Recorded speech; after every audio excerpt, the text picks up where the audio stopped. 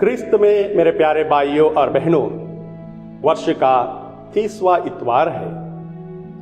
हम में से कई ऐसे लोग हैं जो सच्चा क्रिस्तिया होने का दावा करते हैं, गर्व करते हैं, लेकिन बहुत कम लोगों को मालूम है कि सच्चा क्रिस्तिया होने का तात्पर्य क्या है।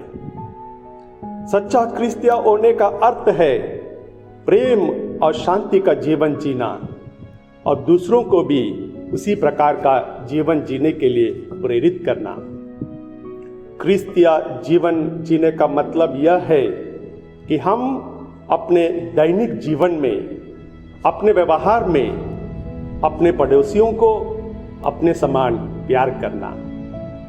क्रिस्त में मेरे प्यारे भाइयों और बहनों, ईश्वर का प्रेम और पड़ोसी प्रेम एक दूसरे में पूरक है। वह एक सिक्के का दो पहलू है। जैसा कि एक सोसाइटी में बहुत सारे घर रहते हैं और उन घरों के बीच में ही या उन घरों के बगल में एक बहुत बड़ी टैंक रहती है, सीमेंट की टैंक ऊंचाई पर, और उसमें पानी भरा जाता है सोसाइटी के लोगों के लिए। हर रोज पानी उस टांकी में भरा जाता है, कभी सुबह कभी शाम को। परंतु हर बार उस टांकी में पानी है या नहीं है या देखने के लिए सीढ़ियां चढ़कर ऊपर तक नहीं जा सकते। इसलिए टैंकी के बाहर एक मापदंड रखा जाता है, उसमें नंबर्स लिखे जाते हैं। और जब भी टैंकी में पानी भरा जाता है तब हमें पता चलता है वो मापदंड ऊपर या नीचे जाता है, पता चलता है कि पानी कितना भर गया है। ठीक उसी प्रकार ईश्वर का प्रेम और पड़ोसी प्रेम है। जितना ज्यादा हम लोग अपने पड़ोसियों से प्यार करते हैं, उनको मदद करते हैं, उनके दैनिक जीवन में अच्छी तरह से उनके साथ व्यवहार करते हैं, चैरिटी करते हैं, उतना ही ज्यादा हम लोग ईश्वर का प्यार को हमारे जीवन में महसूस करते हैं, ईश्वर का सानिध्य को हमारे जीवन में महसूस करते हैं और ईश्वर से हम लोग बहुत ज्यादा प्यार करने लगते हैं। प्यारे भाइयों और बहनों, ईश्वर का प्रेम और पड़ोसी प्रेम उतना आसान नहीं है। कहने का तात्पर्य यह है कि आज के सुसमाचार में हम लोग पढ़ते हैं कि जब फरीसियों ने यह सुना कि यीशु ने सदुकियों का मुंह बंद कर दिया है तो वे इकट्ठे हो गए थे। मुंह बंद करने का मतलब है, तात्पर्य है टू साइलेंस। यह शब्द ग्रीक वर्ड फीमोस से लिया गया है, मतलब टू मसल।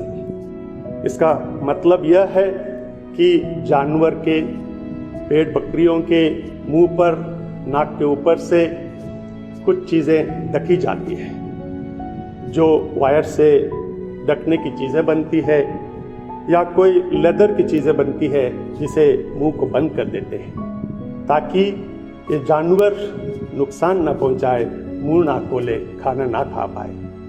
ठीक उसी प्रकार जब सदुकी प्रभु के सामने कुछ सवाल लेकर आए थे, प्रभु जान गए थे कि वे प्रभु यीशु को फंसाना चाहते हैं। इसलिए प्रभु यीशु उन्हें सही सही जवाब देकर उनका मुंह बंद कर देते हैं। क्रिस्त में प्यारे भाइयों और बहनों, कितनी बार हम लोग अपने दैनिक जीवन में दूसरों का मुंह बंद करने के लिए पूरी कोशिश करते हैं। दैविक ज्ञान के ऊपर अपना ज्ञान बढ़ाने के लिए और ईश्वर के बातों को ना मानने के लिए हम लोग कितनी बार गलत रास्ते को अपनाते हैं। कितनी बार हम लोग गरीबों का आवाज को दबाते रहते हैं। घर परिवार में जो मुखिया है, जिनके पास पैसे हैं, वे अन्य सदस्यों पर अपना हक जताने लगते हैं। तब प्यारे भाइयों और बहनों, पड़ोसी प्रेम, एक दूसरे के साथ प्यार से रहना शायद बहुत मुश्किल हो जाता है। जब फरीसियों ने यह पता चला कि सदुकी प्रभु की बात को मान गए हैं, प्रभु ने उनका मुंह बंद कर दिया है, तो वे इकट्ठे हो जाते हैं। कुछ अच्छी बात करने के लिए नहीं, वे इकट्ठे इसलिए होते हैं कि प्रभु यीशु को फंसाए। क्या हम लोग भी अपने जीवन में इकट्ठे होते हैं दूसरों को सताने के लिए, दूसरों को तंग करने के लिए, दूसरों को परेशान करने के लिए? इसी बीच में एक शास्त्री प्रभु के पास आता है और वह प्रभु को एक सवाल पूछता है, सबसे बड़ी आज्ञा कौन सी है? प्रभु यीशु उन्हें जवाब देते हैं, अपने ईश्वर का अपने पूरे हृदय से, अपने पूरी आत्मा से, अपनी पूरी बुद्धि से प्यार करो, साथ ही साथ अपने पड़ोसियों को अपने समान प्रेम करो।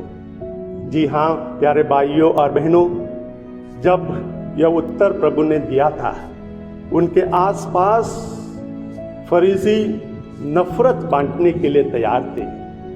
ठीक उसी प्रकार हम लोगों के जीवन में भी एक दूसरे के साथ प्यार में रहना उतना आसान नहीं है। इनजस्टिस होते रहता है। घर परिवार में बच्चे माँ बाप की बातें नहीं मानते हैं। पापा घर में हर रोज शराब पी कर आते हैं। माँ पूरा काम नहीं करती है, मोबाइल में या टीवी में लगे रहती है। तब प्यार बढ़ता नहीं है, घटता है। एक चैलेंज बन जाता है क्रिस्तीय जीवन बिताने के लिए। और उस बीच में प्रभु यीशु ख्रिस्त हम लोगों को ये आज्ञा बताते हैं कि ईश्वर से प्रेम करो, एक दूसरे से प्रेम करो।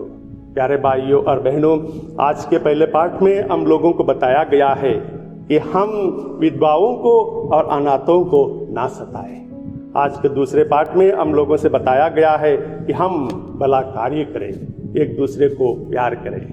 आइए हम ईश्वर के सानिध्य में अपना जीवन बिताएं, ईश्वर से प्रेम करें, एक दूसरे से प्रेम करें और ईश्वर हमें एक अच्छा क्रिस्तीय जीवन बिताने के लिए मदद करते हैं। आमीन।